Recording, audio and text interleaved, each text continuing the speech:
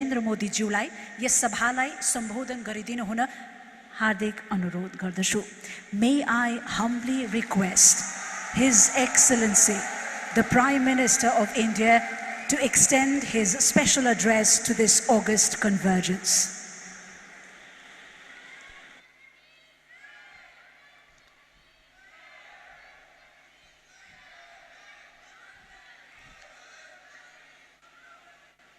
नमो बुद्धाय।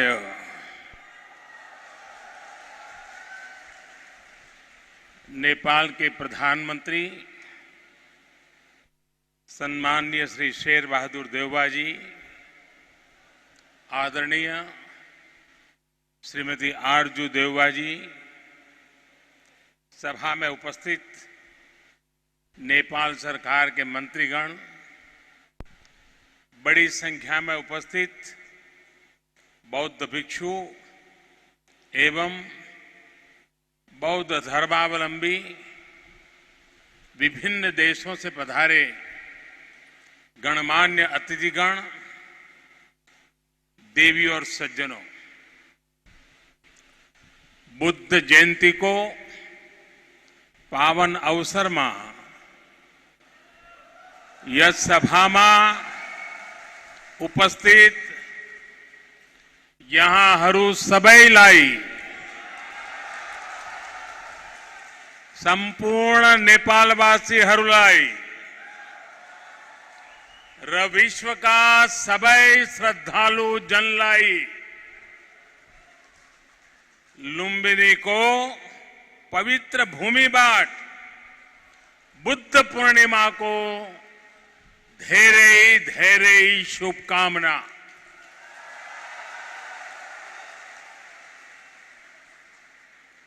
मुझे पहले भी वैशाख पूर्णिमा के दिन भगवान बुद्ध से जुड़े दिव्य स्थलों पर उनसे जुड़े आयोजनों में जाने का अवसर मिलता रहा है और आज भारत के मित्र नेपाल में भगवान बुद्ध की पवित्र जन्मस्थली लुम्बिनी आने का ये सौभाग्य मिला है। कुछ देर पहले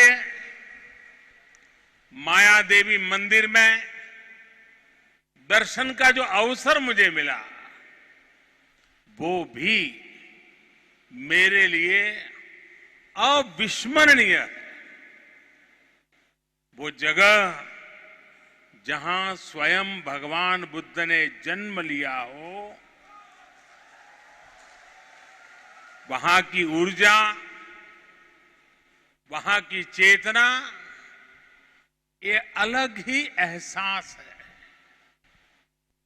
मुझे देखकर भी खुशी हुई कि इस स्थान के लिए 2014 में मैंने महाबोधि वृक्ष की जो सैपलिंग भेंट की थी, वो अब विकसित होकर एक वृक्ष बन रहा है।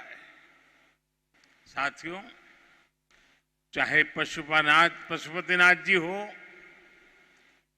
मुक्तिनाथ जी हो, चाहे जनकपुर धाम हो या फिर लुम्बिनी में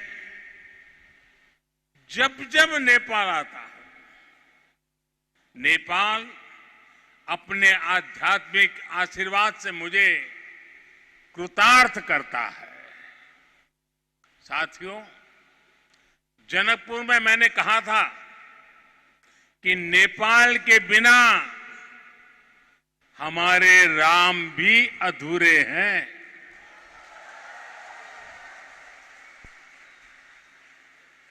मुझे पता है कि आज जब भारत में भगवान श्री राम का भव्य मंदिर बन रहा है, तो नेपाल के लोग भी उतना ही खुशी महसूस कर रहे हैं। साथियों, नेपाल यानी दुनिया के सबसे ऊंचे पर्वत सागर माथा का देश। नेपाल यानी दुनिया के अनेक पवित्र तीर्थों, मंदिरों और मठों का देश। नेपाल यानी दुनिया की प्राचीन सभ्यता, संस्कृति को सहेज कर रखने वाला देश। नेपाल आउँदा मलाई कुनै राजनीतिक भ्रमण भन्दा अलग औटा छुट्टै आध्यात्मिक अनुभूति हुन्छ। भारत और भारत के लोगों ने हजारों सालों से नेपाल को इसी दृष्टि और आस्था के साथ देखा है। मुझे विश्वास है, अभी कुछ समय पहले जब शेर बहादुर देउबा जी, श्रीमती आरजू देउबा जी भारत गए थे और जैसा अभी देउबा जी ने वर्णन किया बनारस का, काशी विश्वनाथ धाम की यात्रा की थी, तो उन्हें भी ऐसी ही अनुभूति भारत के लिए भी होना बहुत स्वाभाविक है। साथियों, ये साझी विरासत, ये साझी संस्कृति, ये साझी आस्था और ये साझा प्रेम, यही हमारी सबसे बड़ी पूंजी है। और ये पूंजी जितनी समृद्ध होगी, हम उतने ही प्रभावी ढंग से साथ मिलकर दुनिया तक भगवान बुद्ध का संदेश पहुंचा सकते हैं, दुनिया को दिशा दे सकते हैं। आज जिस तरह की वैश्विक परिस्थितियां बन रही हैं, उसमें भारत और नेपाल की निरंतर मजबूती होती मित्रता, हमारी घनिष्ठता संपूर्ण मानवता के हित का काम करेगी। और इसमें भगवान बुद्ध के प्रति हम दोनों ही देशों की आस्था, उनके प्रति असीम श्रद्धा हमें एक सूत्र में जोड़ती है, एक परिवार का सदस्य बनाती है। भाई और बहनों, बुद्ध मानवता के सामूहिक बोध का अवतरण है। बुद्ध बोध भी है और बुद्ध शोध भी है, बुद्ध विचार भी है और बुद्ध संस्कार भी है। बुद्ध इसलिए विशेष हैं कि उन्होंने केवल उपदेश नहीं दिए, बल्कि उन्होंने मानवता को ज्ञान की अनुभूति करवाई। उन्होंने महान वैभवशाली राज्य और चरम सुख सुविधाओं को त्यागने का साहस किया। निश्चित रूप से उनका जन्म किसी साधारण बालक के रूप में नहीं हुआ था, लेकिन उन्होंने हमें यह एहसास करवाया कि प्राप्ति से भी ज्यादा महत्व त्याग का होता है। त्याग से ही प्राप्ति पूर्ण होती है। इसलिए वो जंगलों में विचरे, उन्होंने तप किया, शोध किया। उस आत्मशोध के बाद जब वो ज्ञान के शिखर तक पहुंचे, तो भी उन्होंने किसी चमत्कार से लोगों का कल्याण करने का दावा कभी नहीं किया, बल्कि भगवान बुद्ध ने हमें वो रास्ता बताया जो उन्होंने खुद जिया था। उन्होंने हमें मंत्र दिया था, अप्पदीपो भव भिक्खवे, अप्पदीपो भव भिक्खवे, परीक्ष भिक्षवो ग्राह्यम मद बचो न तू गौरवाद, अर्थात अपना दीपक स्वयं बनो। मेरे वचनों को भी मेरे प्रति आदर के कारण ग्रहण मत करो, बल्कि उनका परीक्षण करके उन्हें आत्मसात करो। साथियों, भगवान बुद्ध से जुड़ा एक और विषय है जिसका मैं आज जरूर जिक्र करना चाहता हूं। वैशाख पूर्णिमा का दिन लुम्बिनी में सिद्धार्थ के रूप में बुद्ध का जन्म हुआ। इसी दिन बौद्ध गया में वो बोध प्राप्त करके भगवान बुद्ध बने और इसी दिन कुशीनगर में उनका महापरिनिर्वाण हुआ।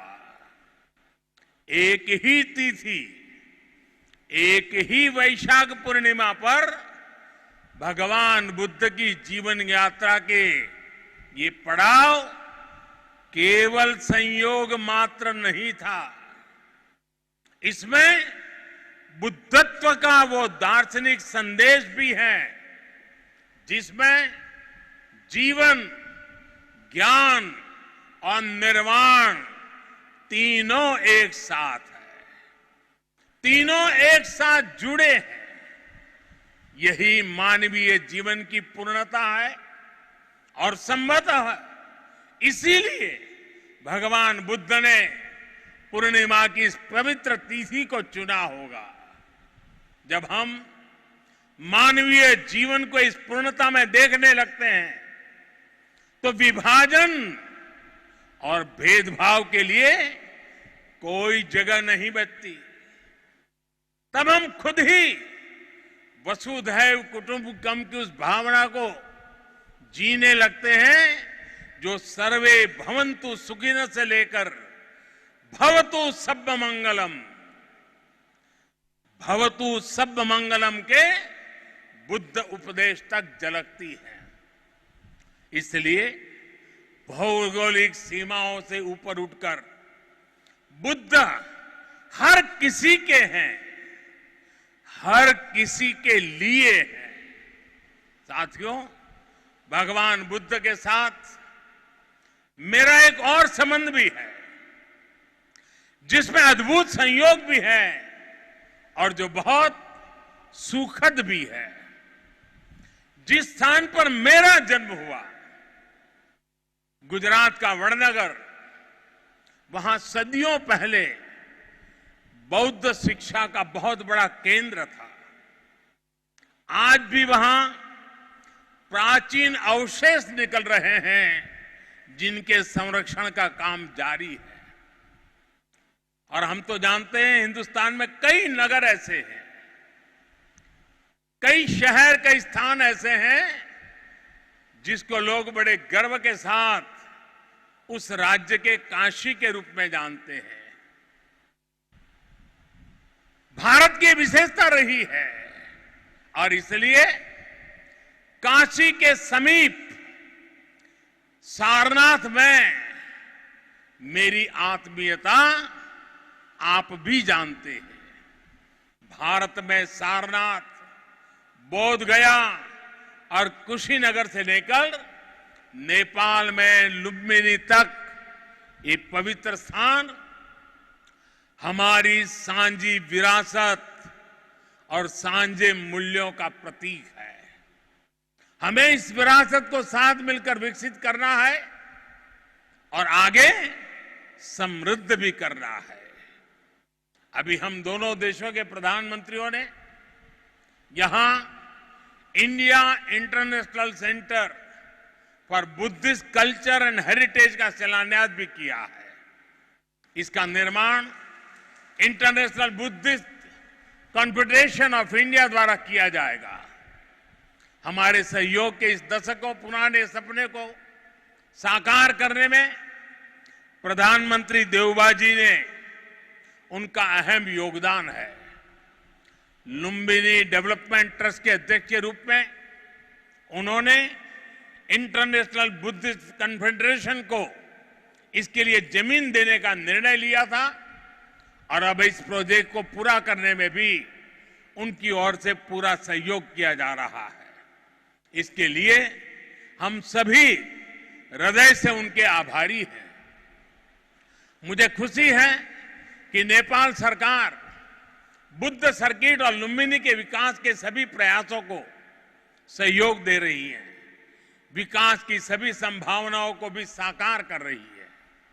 नेपाल में लुम्बिनी म्यूजियम का निर्माण भी दोनों देशों के साझा सहयोग का उदाहरण है और आज हमने लुम्बिनी बुद्धिस्ट यूनिवर्सिटी में doctor Baba Saheb Ambedkar chair for Buddhist studies स्थापित करने का भी निर्णय लिया।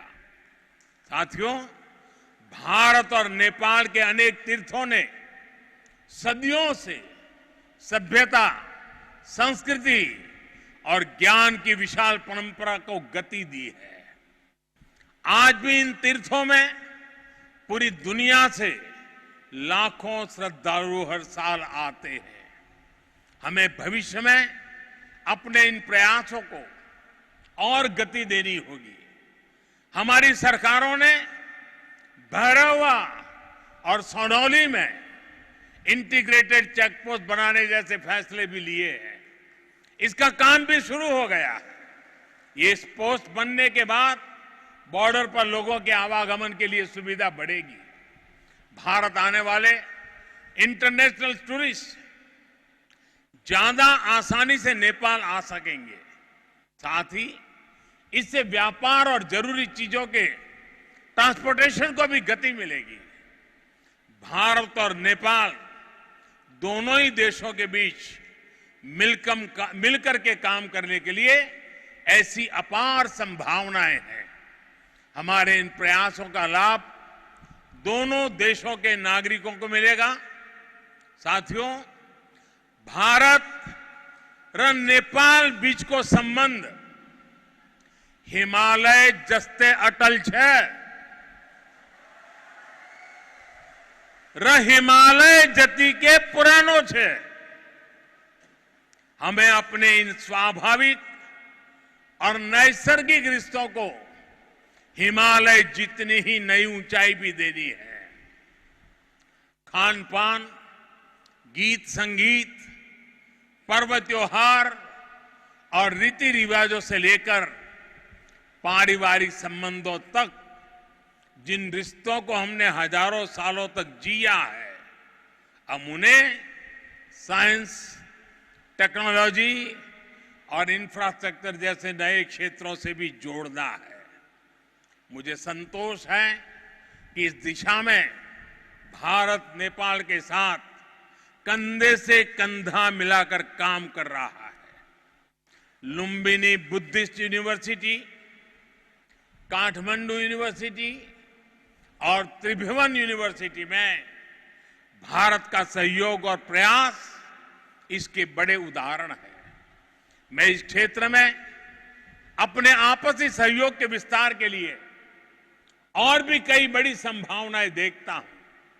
हम इन संभावनाओं को और भारत नेपाल के सपनों को साथ मिलकर साकार करेंगे। हमारे सक्षम युवा सफलता के शिखर पर बढ़ते हुए पूरी दुनिया में बुद्ध की शिक्षाओं के संदेशवाहक बनेंगे। साथियों, भगवान बुद्ध का कथन है, सुप्प बुद्धम प्रभज्जन्ति सदा गौतम सावका एसम दिवाच रत्तो च भावनाए रतो मनो। अर्थात जो हमेशा मैत्री भावना में, सद्भावना में लगे रहते हैं, गौतम के वे अनुयायी हमेशा जागृत रहते हैं। यानी वही बुद्ध के वास्तविक अनुयायी हैं। इसी भाव को लेकर आज हमें पूरी मानवता के लिए काम करना है। इसी भाव को लेकर हमें संसार में मैत्री भाव को मजबूत करना है। भारत और नेपाल बीच को मित्रता ले, यस मानवीय संकल्प लाए પુરાગણ યસઈ ગરી મિલેર કામ ગરી હને કુરામાં मलाई पूर्ण विश्वास है। इसी भावना के साथ आप सभी को एक बार फिर से वैशाख पूर्णिमा की अनेक अनेक शुभकामनाएं। नमो बुद्धाय, नमो बुद्धाय, नमो बुद्धाय। धीरे धीरे